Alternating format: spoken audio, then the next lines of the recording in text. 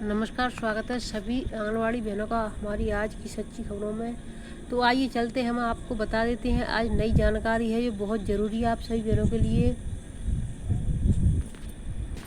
देश भर के आंगनवाड़ी केंद्र अब जुड़ेंगे किसी न किसी स्कूल से, यानी देश भर के, ऐसा नहीं किसी एक ज़िले एक राज्य में, पूरे देश भर में, पूरे भारत में अब जो आंगनवाड़ी केंद्र हैं वो किसी न किसी स्कूल से जुड़ेंगे। कुछ स्कूल यानी कुछ आंगनवाड़ी केंद्र पहले से ही प्राथमिक विद्यालय के अंदर चलते हैं या जूनियर विद्यालय के यानी उच्च प्राथमिक विद्यालय में चलते हैं, और कुछ हैं जो प्राइवेट जगह पर चलते हैं या कहीं दूसरी जगह पर चलते हैं। तो वो सभी अब आंगनवाड़ी केंद्र हैं वो किसी न किसी विद्यालय से जुड़ेंगे, और ये आंगनवाड़ी बहनों के लिए बड़ी समस्या आ जाएगी, क्योंकि कुछ बहनों के लिए आएगी, कुछ के लिए तो बिल्कुल भी नहीं है। जो पहले से चलते हैं उनके लिए कोई समस्या नहीं है। तो ऐसा नहीं किसी, ये नई दिल्ली यानी कि दिल्ली से खबर है। आंगनवाड़ी केंद्रों को सशक्त बनाने के लिए शिक्षा और महिला बाल विकास मंत्रालय ने बुधवार को बड़ा फैसला लिया। अब देश भर के आंगनवाड़ी केंद्र किसी न किसी प्राथमिक स्कूल के साथ जुड़ेंगे। जिन गांवों में स्कूल होंगे वहां आंगनवाड़ी केंद्र उनके परिसर में शिफ्ट होंगे, जबकि जिन गांवों में स्कूल नहीं होंगे वहां आंगनवाड़ी केंद्र नज़दीकी प्राथमिक स्कूल में जुड़ेंगे। यानी अगर किसी गांव में स्कूल नहीं है, उसके थोड़ा दूर पर, चाहे वो 1 किलोमीटर के अंदर हो, तो वो आंगनवाड़ी केंद्र उसी स्कूल में जुड़ेंगे। इस पहल से बच्चों का पोषण और शिक्षा एक साथ सुनिश्चित होगी। नई राष्ट्रीय शिक्षा नीति NEP के तहत बच्चों को 3 साल की उम्र में पढ़ने का लक्ष्य निर्धारित किया गया है। इस दिशा में आगे बढ़ते हुए दोनों मंत्रालयों ने एक गाइडलाइन जारी की है। धर्मेंद्र प्रधान ने कहा कि इस पहल से आंगनवाड़ी में पढ़ने वाले बच्चे स्वतः स्कूलों की पहली कक्षा में प्रमोट होकर आएंगे, जिससे उनकी ट्रैकिंग में आसानी होगी। उन्होंने महिला एवं बाल विकास मंत्रालय की आंगनवाड़ी से जुड़ी महिलाओं के लिए राष्ट्रीय मुक्त विद्यालय शिक्षा संस्थान NIOS के माध्यम से आगे की पढ़ाई कराने का प्रस्ताव भी दिया। खासकर ऐसी महिलाएं जो 12वीं तक नहीं पढ़ी हैं, उनके लिए एक कोर्स शुरू किया जा सकता है। प्रधान ने आंगनवाड़ी में काम करने वाली महिलाओं को वर्कर कहने पर आपत्ति जताते हुए उन्हें दीदी के रूप में संबोधित करने का सुझाव दिया। महिला एवं बाल विकास मंत्री अन्नपूर्णा देवी ने कहा कि इससे पोषण और शिक्षा अब साथ साथ होगी। यानी कि 9 लाख के करीब प्राथमिक स्कूल और 14 लाख से अधिक आंगनवाड़ी केंद्र देश भर में। आंगनवाड़ी का आंगन और विद्यालय का प्रांगण बच्चों के सर्वांगीण विकास को देंगे ऊंचाई। शिक्षा और महिला बाल विकास मंत्रालय ने बेहतर तालमेल के लिए जारी की गाइडलाइन। 3 लाख आंगनवाड़ी केंद्र पहले से ही स्कूल परिसर में चल रहे हैं। पढ़ाई और पोषण अब साथ साथ होगा। गाइडलाइन के कुछ अहम बिंदु हैं। आंगनवाड़ी को शहरी क्षेत्र में 500 मीटर और ग्रामीण क्षेत्र में 1 किलोमीटर से अधिक दूरी पर शिफ्ट नहीं किया जा सकता। ये मैंने आपको पहले भी बताया था कि यानी कि अगर 1 किलोमीटर के अंदर आता है स्कूल कोई, तो उसमें शिफ्ट कर दिया जाएगा। अगर 1 किलोमीटर से बाहर है तो उसको नहीं किया जाएगा। शहर में 500 मीटर भी बहुत है, क्योंकि ट्रैफिक ज़्यादा होते हैं, बच्चों को चलने में दिक्कत होती है। वहाँ ग्रामीण एरिया का माहौल थोड़ा सही होता है, फिर भी बच्चों के लिए कहीं रास्ता है, कहीं नहीं है, कहीं बारिश हो जाती है, तो उसमें भी ग्रामीण एरिया में भी 1 किलोमीटर बच्चों के लिए बहुत ज़्यादा ही है। एक स्कूल परिसर में 2 से अधिक आंगनवाड़ी केंद्रों को स्थानांतरित नहीं किया जाएगा।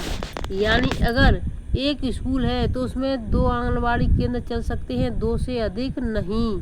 तो 2 केंद्रों को चलाने का मौका दिया जा सकता है। आंगनवाड़ी के लिए स्कूल परिसर में एक हवादार और सुरक्षित कमरा होना चाहिए, साथ ही शौचालय और खेलने के लिए जगह परिसर भी हो। यानी शौचालय तो होगा ही होगा, लेकिन खेलने के लिए भी, बच्चों के लिए भी जगह होनी चाहिए।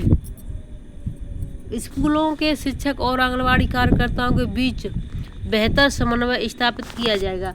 अब देखिए आंगनवाड़ी और स्कूल के जो टीचर हैं उनके बीच बेहतर समन्वय किया जाएगा, यानी दोनों आपस में मेल जोल, कौन कब आ रहा है कौन कब नहीं आ रहा है इस चीज़ का। लेकिन सरकार को इन चीज़ों पर ध्यान नहीं है कि वहाँ 80,000 वहाँ 60,000 टीचरों को मिलते हैं, वहीं आंगनवाड़ी को सिर्फ 6,000 मिलते हैं, वो भी समय से नहीं। तो बताइए 80,000, 60,000 और 6,000 का समन्वय कैसे हो सकता है। सरकार को इन चीज़ों पर नहीं कभी फोकस किया, सिर्फ और सिर्फ आंगनवाड़ियों पर काम बढ़ाते जा रहे हैं। समन्वय स्थापित किया जाएगा। आंगनवाड़ी के बच्चों को पढ़ाने के लिए तकनीकी का उपयोग किया जाएगा। जिला शिक्षा अधिकारी और जिला कार्यक्रम अधिकारी समन्वय के लिए मासिक बैठक करेंगे, यानी अभी बैठक होगी, जैसे ही बैठक हो जाती है जिला अधिकारी समन्वय बैठक करेंगे, उसके बाद आंगनवाड़ियों को टीचरों के हवाले कर दिया जाएगा कि आप दोनों समन्वय यानी आपस में तालमेल बना करके इन बच्चों को पढ़ाएंगे। तो ये देखिए सरकार की मंशा नई है, लेकिन आंगनवाड़ी बहनों के लिए कुछ नहीं पहले किया, न अब कर रही है और ना ही शायद आगे कभी भविष्य में करेगी। खासकर यूपी सरकार, बाकी सभी राज्यों में सही है। प्री प्राइमरी बाल वाटिका आंगनवाड़ी केंद्रों को सीएम पोषण मिशन के साथ जोड़ने के लिए सरकार पूरी प्रतिबद्धता के साथ कार्य कर रही है। इन बच्चों को अभी से सीएम पोषण मिशन के साथ जोड़कर भविष्य की उन संभावनाओं को आगे बढ़ाने के लिए हम सबको तैयार होना होगा। योगी आदित्यनाथ, मुख्यमंत्री उत्तर प्रदेश। तो देखिए अपने हाथों से मुख्यमंत्री जी खुद बच्चों को खाना खिला रहे हैं, यानी अब से सही पोषण होगा तभी बच्चे हमारा देश का भविष्य बन पाएगा। लेकिन बच्चों को पोषण करते करते कुपोषण को दूर करते पोषाहार देते हुए आंगनवाड़ी खुद कुपोषण का शिकार बन रही है, इसकी कोई देखभाल नहीं है। बच्चों की पढ़ाई और पोषण अब साथ साथ होंगे। 9 लाख के करीब प्राथमिक स्कूल, 14 लाख से अधिक आंगनवाड़ी केंद्र हैं देश भर में, 3 लाख आंगनवाड़ी केंद्रों का। अब देखिए ये जो मैंने अभी बताया था नई उसमें नई तरीके से निकलेगा। मैं आपको इसमें एक जानकारी देना चाहूँगी जो बहुत ज़रूरी है आप सभी बहनों के लिए। कुपोषण पर जिला पोषण समिति की समीक्षा बैठक। तो यानी कुपोषण पर जिले में बैठक हुई है, समीक्षा बैठक संपन्न हुई है। और इसमें क्या निकल के आया है, ये आगरे की खबर है बहनों, आगरा से है ये। तो मैं आपको बता देती हूँ, इसमें आंगनवाड़ी कार्यकर्ता व अधिकारियों की बैठक लेते जिला अधिकारी, यानी आंगनवाड़ियों की और अधिकारियों की। जिला अधिकारी अरविंद मलप्पा बंगाली ने बुधवार को कलेक्ट्रेट सभागार में जिला पोषण समिति के साथ समीक्षा बैठक की। फतेहाबाद और पिन्हाट विकास खंड में KYC और फेस रिकॉग्निशन सिस्टम FRS की प्रगति रिपोर्ट सबसे कम होने पर संबंधित CDPO को कार्य में लापरवाही बरतने पर सेवा समाप्ति की चेतावनी दी है। किसको दी है? CDPO को कार्य में लापरवाही बरतने पर सेवा समाप्ति की चेतावनी दे दी गई है। अब से CDPO पर ये चेतावनी है तो देखिए आंगनवाड़ियों पर कितनी गाज गिरने वाली है। ये 2 ब्लॉक हैं, पिन्हाट, फतेहाबाद और पिन्हाट। जिला अधिकारी ने पोषण ट्रैकर पर बच्चों के वजन और लंबाई की रिपोर्ट मांगी। अधिकारियों ने बताया कि पिछले 3 महीने में प्रगति हुई है और जुलाई में 1039 नए स्वयं गंभीर रूप से कुपोषित बच्चों की पहचान की गई, जबकि 1442 बच्चे ठीक होकर सामान्य श्रेणी में आ गए। जिला अधिकारी ने इन बच्चों की नियमित निगरानी के साथ उनके माता पिता को सही खानपान और स्वच्छता के प्रति जागरूक करने के लिए निर्देश दिए। केंद्रों के निर्माण में हो रही लापरवाही पर नाराजगी जताई। 38 केंद्रों के मुकाबले अभी तक 14 केंद्र ही पूरे हुए हैं।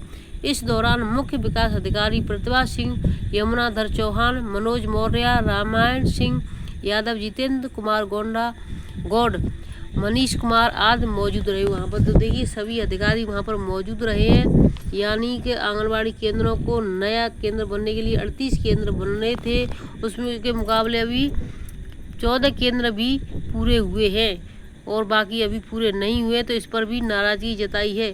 2 यानी ब्लॉक ऐसे हैं जिन पर यानी फेस कैप्चरिंग और FRS में लापरवाही बरती जा रही है, तो वहाँ के CDPO को नौकरी सेवा समाप्ति की चेतावनी दे दी गई है।